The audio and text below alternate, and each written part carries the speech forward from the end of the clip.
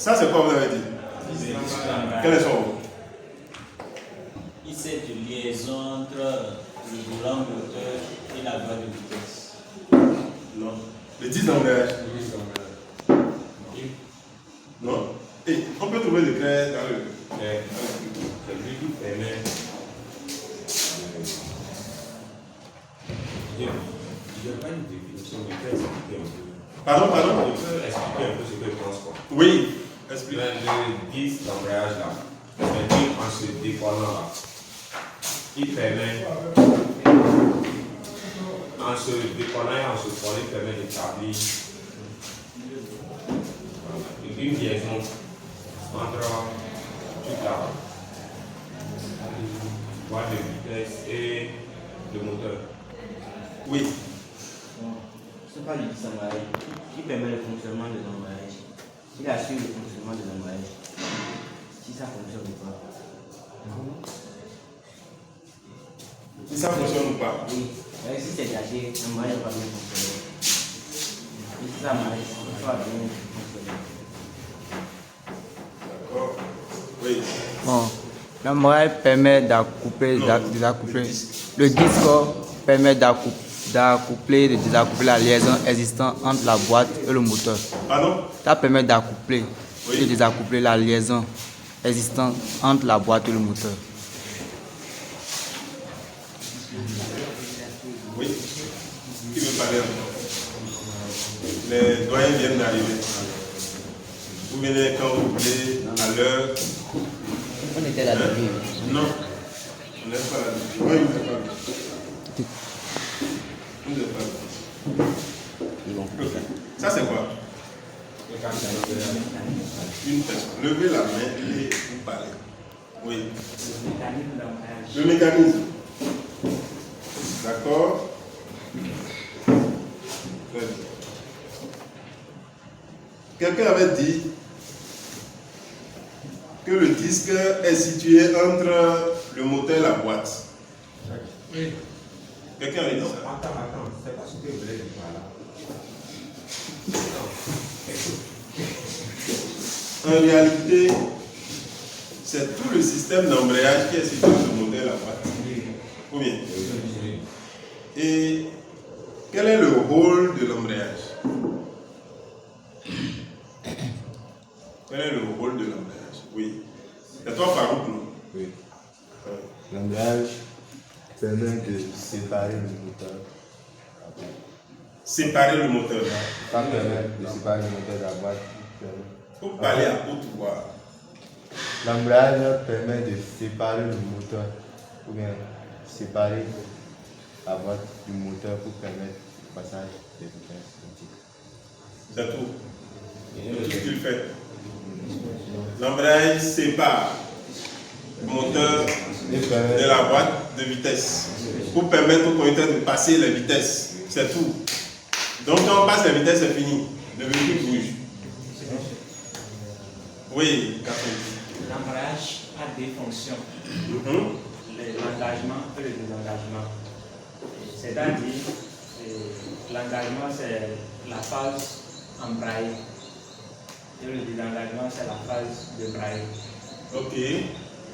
Et la phase embrayée, là, comment ça se passe? Donc, la phase embrayée, c'est quand le conducteur place la vitesse supérieure et il enlève son pied sur la pédale d'embrayage.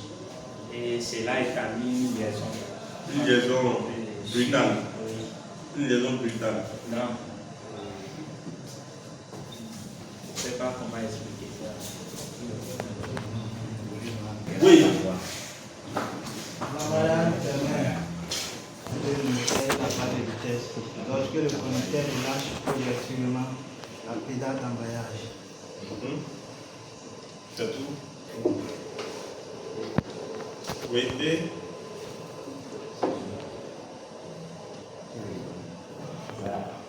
faut parler, parle. L'embrayage.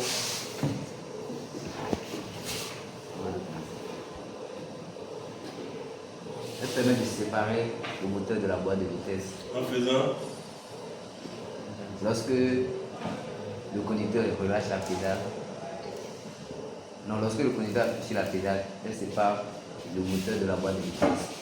Ok. Et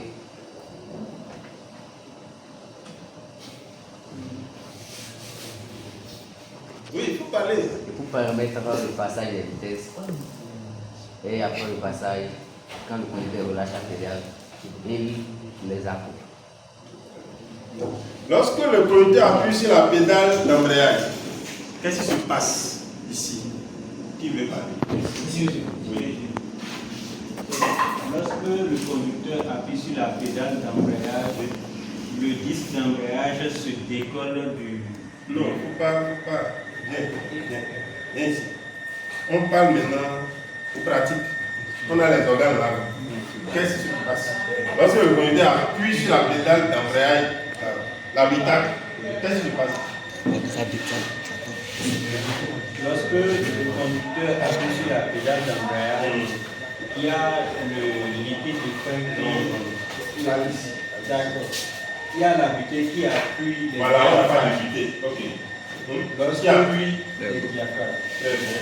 Lorsqu'ils appuient les diaphragmes, et eux, ils entrent vers l'intérieur. Et celui-là. C'est quoi ça?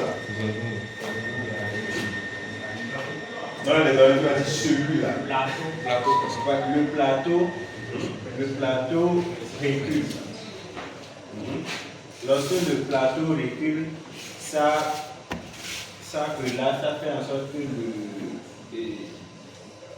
le disque d'embrayage, vu que le volant moteur est en train de tourner, il va se décoller légèrement.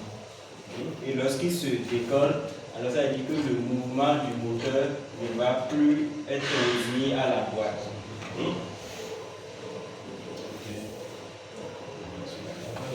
Et lorsque le conducteur relâche? Lorsque le conducteur relâche, les diaphragmes reviennent à leur place initiale et le disque se recolle à la boîte au volant moteur. Et le mouvement du moteur est transmis directement à la boîte. Le mouvement est transmis lorsque le conducteur relâche de façon brutale, de façon brusque. Comment ça se passe? Lorsque le conducteur il relâche de façon brusque la pédale, qu'est-ce qui se passe? Oui, la transmission est aussi brusque. Et qu'est-ce qu'on constate? On constate que la voiture peut se couper, le moteur peut couper, ou carrément ça fait semblant de sauter. Comment on appelle ça? Donc vous allez dire vous allez dire il y a les examinateurs. Qu'est-ce qui se passe? Comment le nom là, comment on appelle ça? Comment on appelle ça? Bonjour madame. Comment on appelle ça? Hein? C'est quelle date? C'est 16. Aujourd'hui, on est mercredi, non? Mercredi 16 juillet. C'est ça? 2025.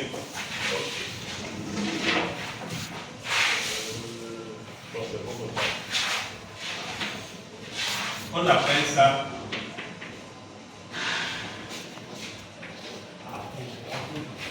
des à-coups. Lorsque le conducteur lâche brusquement la pédale d'embrayage, on constate des à-coups.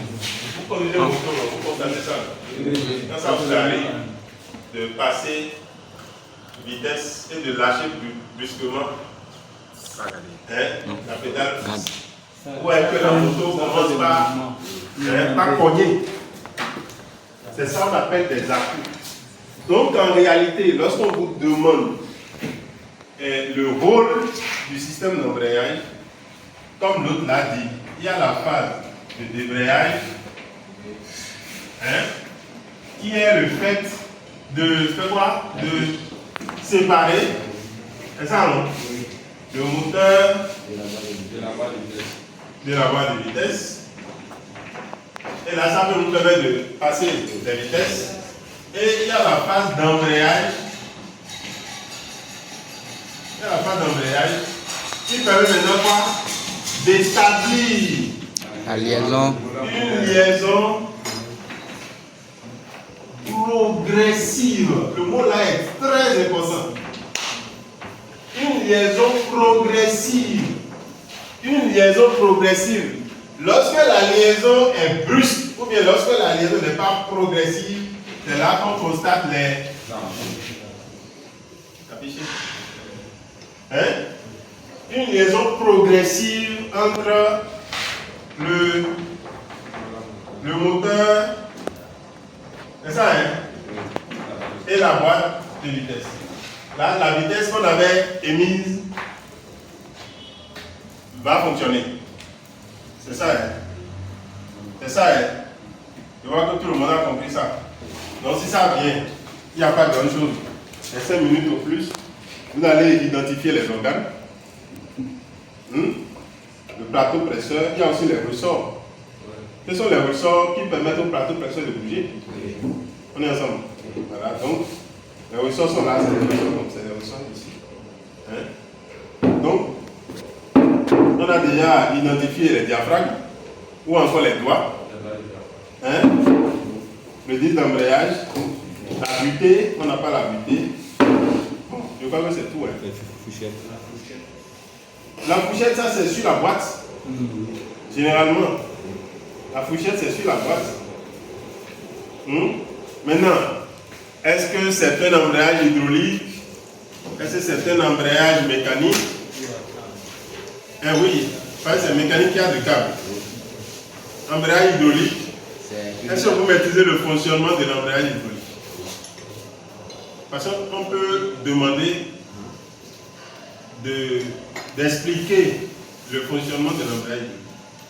Comment fonctionne l'embrayage hydraulique? Secondaire. Embrayage hydraulique. Lorsqu'on parle d'hydraulique, on parle de quoi?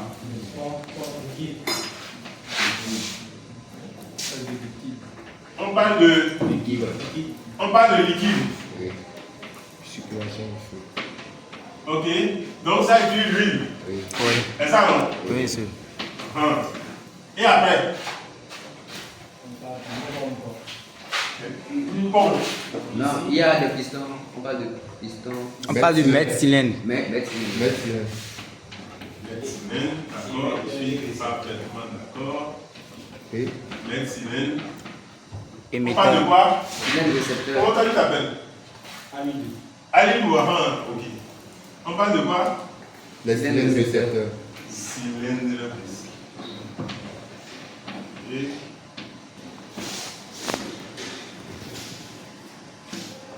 Ok. Quoi encore? Piston. Non, quand tu parles déjà de cylindre, les pistons sont déjà à l'intérieur des cylindres. Combien? C'est ça, hein? Combien? Il y a la durite. Durite. Les tuyaux de canalisation. Tuyau, oui, d'accord. Est-ce que tout le monde est là? Quoi alors?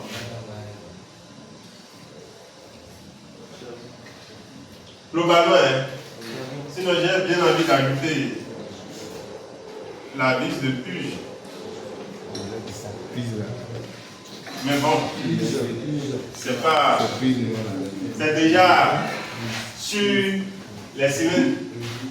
C'est déjà sur les cylindres, la vis de puge. Très bien. Maintenant, comment on peut développer le fonctionnement? Mais vous avez oublié quelque chose. Vous avez oublié quelque chose. Le liquide là-bas, c'est où? Le bocal. Un bocal? Pas base. Non. Base d'expansion, on l'utilise uniquement dans les systèmes de refroidissement. D'eau, à eau. Je précise encore. Parce qu'il y a plusieurs types de systèmes de refroidissement. Il y a un système de refroidissement par air. Oui. Ou bien? Oui. C'est ça, hein? Oui. Maintenant, on a les organes qui constituent l'embrayage hydraulique. Maintenant, le fonctionnement, comment ça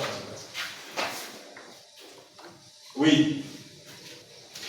Quand le conducteur appuie sur la pédale, Ça, c'est la phase de débrayage. Oui. il relâche l'huile sous pression qui agit sur les pistons du maître émetteur.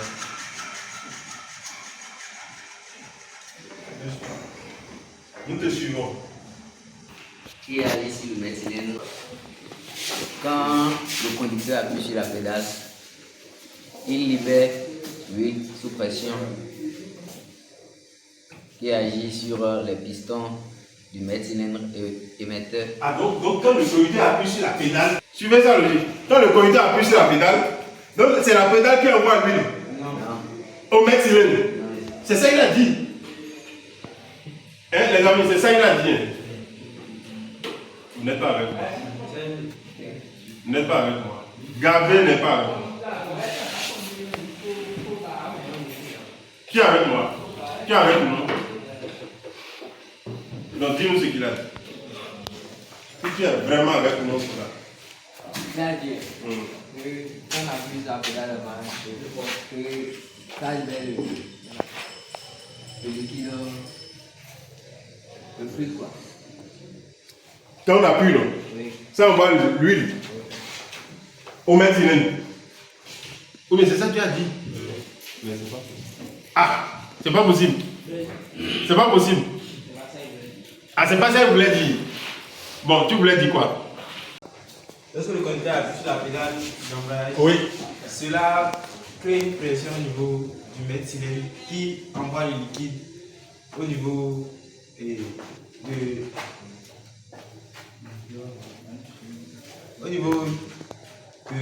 la vitesse. Tu es allé loin. Tu as traversé plein de trucs. Est-ce qu'il y a gluten ici? Est-ce qu'il a cité combien de choses ici? Il n'y a pas maître cylindre. Hein? Il y a plein de trucs que tu as sauté. Oui. Non, faut pas dire donc. C'est celui qui était dans ce bon raisonnement qui dit donc. Ah, je reprends. Il faut reprendre, voilà, c'est mieux. Lorsque le conducteur appuie sur la pédale, oui, ça envoie une pression au niveau du maître cylindre. Ce qui fait passer par ce thème-là. C'est comme s'il y a encore autre intermédiaire entre. Lorsque le conducteur agit sur la pédale, il agit directement sur le piston du maître cylindre. Il y a la tige. Oui, il y a une tige, bien sûr. Bon, c'est direct. Il n'y a plus de 6 temps d'intermédiaire. Oui, il agit directement sur le piston du maître cylindre. Et le piston là envoie maintenant quoi? L'huile. L'huile, non? à travers la tuyauterie. Vers. Voilà. Et maintenant, non, c'est pas fini. C'est pas fini. Maintenant, lorsque ça vient vers le cylindre récepteur. L'huile. Oui. Pousse la poussette. Très bien. Et celle-ci pousse maintenant la butée. Et c'est fini. Non, pas c'est pas. Qui agit maintenant sur Les diaphragmes. C'est tout. Donc, il y a, je ne sais pas bien dessiner, hein, il y a, comment on dit, il y a la pédale, hein, qui agit sur, je ne sais pas, je vais dessiner un piston, hein, je dessine aussi un autre piston avec une tige. Est-ce que j'ai donné des tiges? Je dessine ça comme ça. Hein? Je dessine ceci comme ça. Bien comme ça. Ça c'est le maître cylindre. Nous sommes d'accord? Je ne parle plus de n'importe quoi. Hein? Et ça c'est la sortie. Hein? Du liquide. Hein? Vers. Ça passe par les tuyauteries, c'est de petits tuyaux, hein. C'est pas de gros tuyaux, non. Voilà.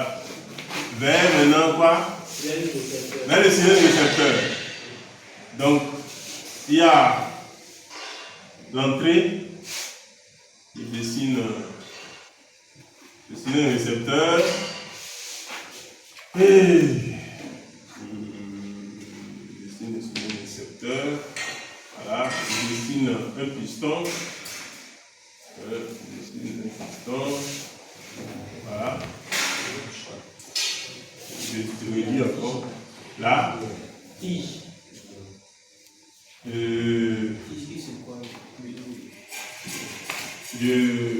fais ceci. Et ça, bien sûr, la fourchette. Hein, qui agit maintenant sur la butée. La butée qui agit sur les doigts ou les diaphragmes. Et le reste suit. Voilà. C'est mon seul secret là. Quand je suis coincé, je dessine. Ou bien, c'est ça, non? Oui. Pour ceux qui me connaissent. Oui. Quelle que soit la situation, même si je ne connais pas. Même si je ne connais pas. Si je peux dessiner, je dessine. Et c'est ça, même au DT, c'est ce qui s'est passé. Quand je ne comprends pas, dessiner quelque chose. Dessinez même sur l'épreuve et sur votre copie. Moi, en tout cas, moi, je suis séduit. Et ça dit, quand je vois des schémas, même si ce n'est pas des schémas trop connus, si ça peut vraiment m'aider à comprendre ce que tu veux dire, oh, mon frère, tu ne peux pas avoir de c'est impossible. C'est impossible. Quel que soit, que ce soit l'électricité, que ce soit, on te dit par exemple, comment on va dire, de faire les tests sur le démarreur. Et peut-être tu es un peu embrouillé par comment positionner les fils. Tu prends un papier rapidement et tu fais un schéma qui te permet d'apprécier ce que tu veux faire avant de commencer par faire le travail. Aucun examinateur ne se raconte. Au contraire, ils vont aimer la procédure. Vous comprenez? Est-ce que vous comprenez? Donc, c'est... Non, j'oublie, hein. J'ai oublié. Hein? J'ai oublié. Voilà. Il y a Massi et il y a Mini. Mini. Il ne faut pas que le liquide vienne en deçà de Mini. Et il ne faut pas aussi que le liquide dépasse. Hein? Voilà. Il y a la piste de pluie. Bon, tout ça là, c'est un détail. Est-ce que vous comprenez quand même le processus? Donc le liquide est là, ça rentre. Bon, n'oubliez pas, hein, il y a les poubelles à l'intérieur. Les poubelles, c'est les joints en caoutchouc. Voilà. Donc, quand ces joints se détériorent, ça ne marche plus. Ça ne marche plus. Et c'est la même chose au niveau, c'est pratiquement la même chose au niveau des systèmes de freinage classique. C'est pratiquement la même chose. Maintenant, vous allez voir, observez bien sur certains véhicules, bon ça c'est juste un ajout, vous allez voir qu'il y a 2 mètres cylindres. La plupart du temps, sur certains véhicules, quand vous ouvrez le capot, vous n'avez pas fait la remarque. Il y a souvent 2 mètres cylindres pour certains véhicules. Donc vous devez réussir à identifier quel est le mètre cylindre qui s'occupe du système de freinage et quel est le mètre cylindre qui s'occupe de l'embrayage.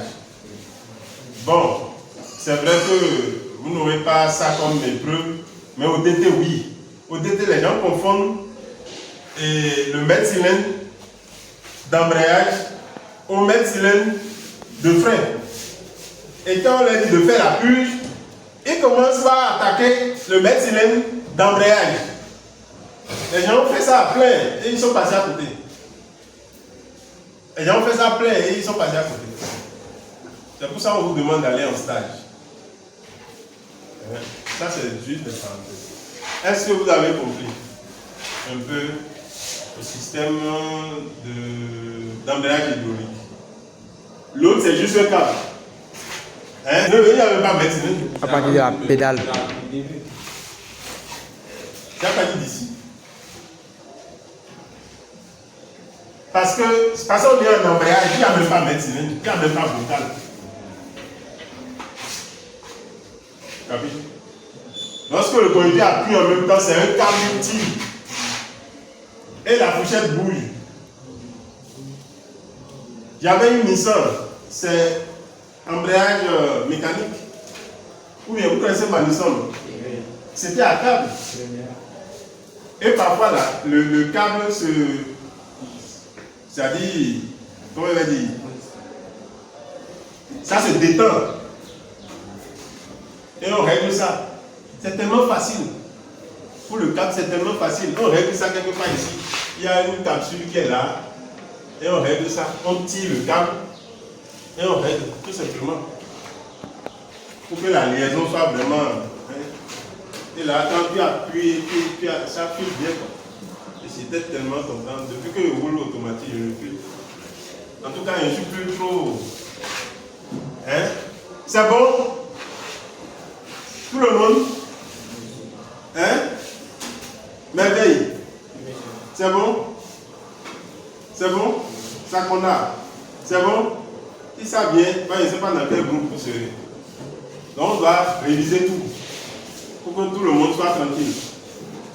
Je ne veux pas que nous soyons en nous. Je ne veux pas qu'on fasse pied de figure. Je ne veux pas que vous fassiez comme vos grands frères à qui on a donné réparation. Ils sont restés comme ça. C'est vrai qu'on n'a pas eu l'occasion de travailler au cours de l'année. D'accord. Mais avant quand même l'examen, j'ai fait des échanges. On a échangé, les gens posent des questions là. Donc, les gens savent.